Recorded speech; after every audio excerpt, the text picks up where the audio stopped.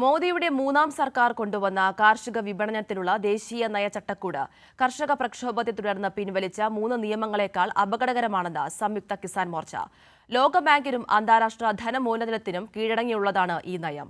ഇത് നടപ്പാക്കിയാൽ സംസ്ഥാനങ്ങളുടെ അവകാശങ്ങൾ ഹനിക്കപ്പെടുമെന്നും സംയുക്ത കിസാൻ മോർച്ച പ്രസ്താവനയിൽ ചൂണ്ടിക്കാണിച്ചു. മിനിമം താങ്ങുവില നിയമപരമാക്കുക ഉൾപ്പെടെയുള്ള ആവശ്യങ്ങൾ ഉന്നയിച്ച് കർഷകർ സമരം തുടരുന്നതിനിടെയാണ് മോദിയുടെ മൂന്നാം സർക്കാർ കൊണ്ടുവന്ന കാർഷിക വിപണനത്തിനുള്ള ദേശീയ നയ ചട്ടക്കൂടിനെതിരെ സംയുക്ത കിസാൻ മോർച്ച രംഗത്ത് വന്നത്. മിനിമം താങ്ങുവിലയ്ക്കും മിനിമം വേതനത്തിനും വ്യവസ്ഥയില്ലാത്ത നയം കർഷകരുടെയും കർഷക തൊഴിലാളികളുടെയും ചെറുകിട ഉൽപാദകരുടെയും വ്യാപാരികളുടെയും താൽപര്യങ്ങൾക്ക് വിരുദ്ധമാണെന്ന് SKM ചൂണ്ടിക്കാണിച്ചു.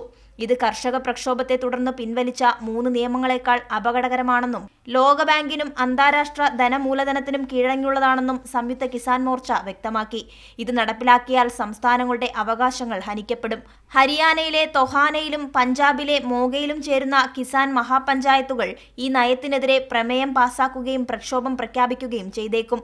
രാജ്യത്തെ 7057 രജിസ്റ്റേർഡ് കാർഷിക വിപണിയെയും 22,931 ഗ്രാമീണ കമ്പോളങ്ങളെയും കോർപ്പറേറ്റുകളുടെ വരുതിയിൽ കൊണ്ടുവരികയാണ് NPF-AMന്റെ മുഖ്യ ലക്ഷ്യം. ഡിജിറ്റൽ സാങ്കേതിക വിദ്യ വഴി കാർഷിക വിപണിയെ ഏകീകരിക്കുമെന്ന പേരിലാണ് ഈ പരിഷ്കാരം. എന്നാൽ വിലപേശൽ ശേഷി കുറവായ ചെറുകിട ഉൽപാദകർക്ക് ഇത്തരം സംവിധാനങ്ങൾ പ്രയോജനം ചെയ്യില്ല. സ്വാമിനാഥൻ കമ്മീഷൻ ശുപാർശ ചെയ്ത ആദായകരമായ താങ്ങുവില വിളകൾക്ക് ലഭ്യമാക്കാനും വ്യവസ്ഥയില്ല.